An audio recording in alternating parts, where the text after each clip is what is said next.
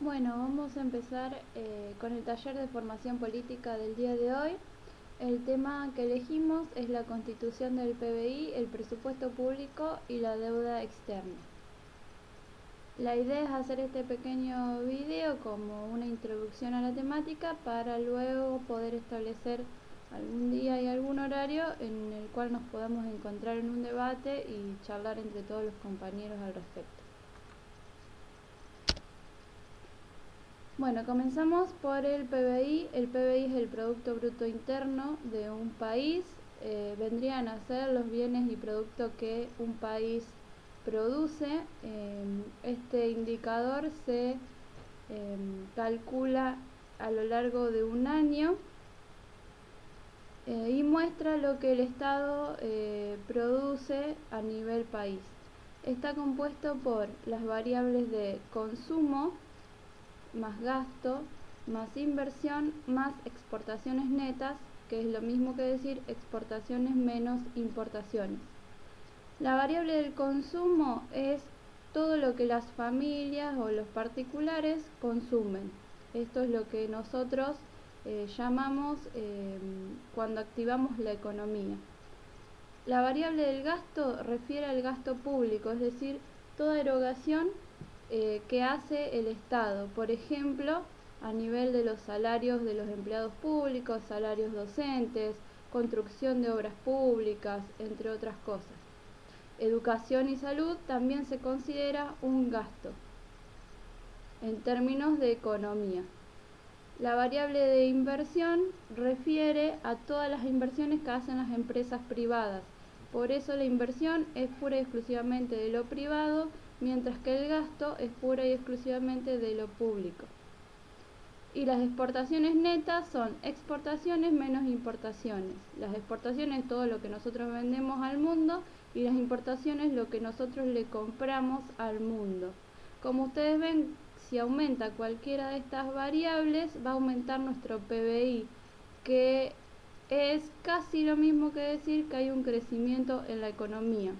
Digo casi lo mismo porque esto es a veces engañoso, ya que puede haber un crecimiento de inversiones y de exportaciones e importaciones, pero la gente no está mejor porque no tiene dinero en el bolsillo para poder consumir.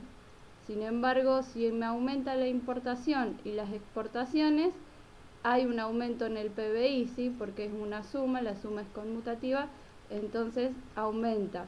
Pero esto es engañoso al mundo, ya que puede haber pobreza mientras hay un aumento o un crecimiento económico. Por eso es necesario hablar de los modelos de Estado o de cómo el Estado interviene en la economía, es decir, en la composición de esta variable que es el PBI, de este indicador de crecimiento económico. De acuerdo a cómo intervenga el Estado, va a haber mayor o menor pobreza, mayor o menor bienestar en la población. Entonces tenemos modelos de Estado de acuerdo a la prioridad que se le da a las variables del PBI. El Estado liberal es el Estado que históricamente en Argentina se puede ubicar alrededor de 1880 hasta 1950 más o menos. Es el Estado también llamado oligárquico, es antes del peronismo, es todo el irigoyenismo, los gobiernos oligárquicos y el golpe de Estado del 30. El Estado liberal le da bolilla a la variable de inversión y de exportación, principalmente la variable de exportación, porque es, si ustedes escucharon hablar alguna vez, el modelo agroexportador, también llamado modelo agroexportador, que es aquel época histórica argentina en el cual se nos llamaba el granero del mundo. Nosotros lo que hacíamos era producir granos y exportarlos al mundo.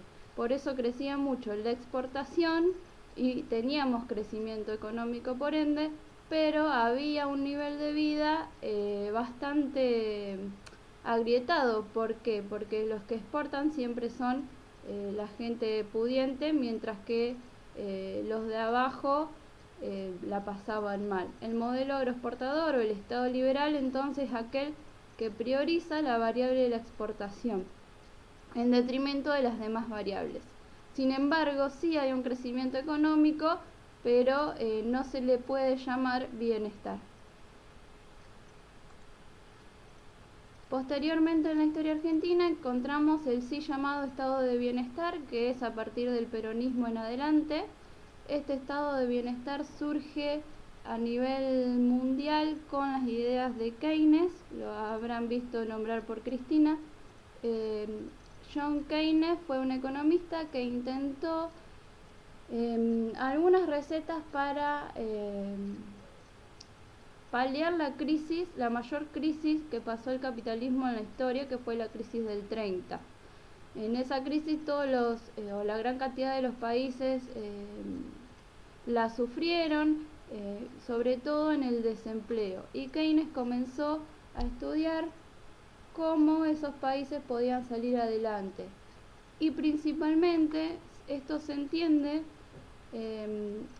acudiendo a las variables del PBI que Keynes priorizaba.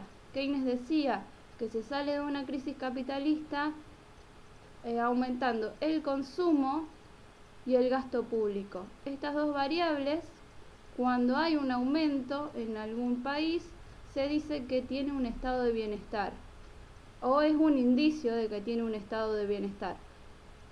Es aquel estado que inyecta dinero en la economía, o dicho en criollo, le mete dinero en el bolsillo a la gente, ¿sí?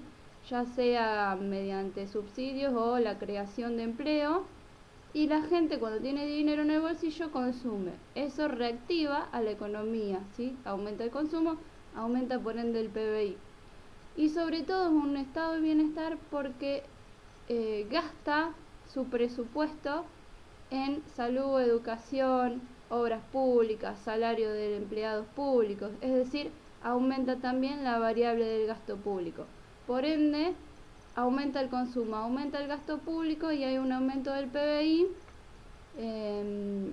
que rebota en un bienestar de la población, porque siempre se ayuda al que menos tiene, ya que la inversión, como dijimos, es propio de las empresas privadas y las empresas privadas están en manos de los que más tienen, y las exportaciones lo mismo.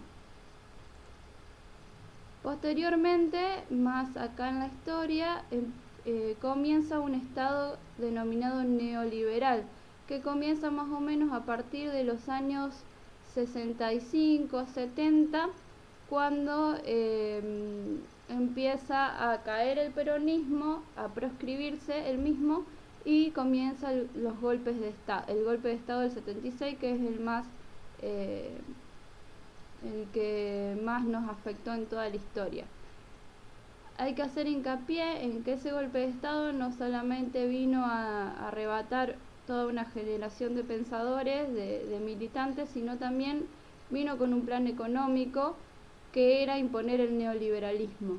El neoliberalismo lo que hace es basarse principalmente en una crítica al estado de bienestar, porque dice que ese estado despilfarra el gasto público, es decir, que gasta demasiado y más de lo que tiene, lo que ha dicho el macrismo para ganar las elecciones.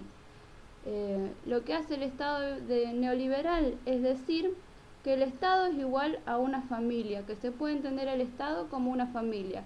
Es decir, que si yo como familia tengo un sueldo de 20.000 pesos y quiero gastar 30.000, me voy a empobrecer y me voy a endeudar.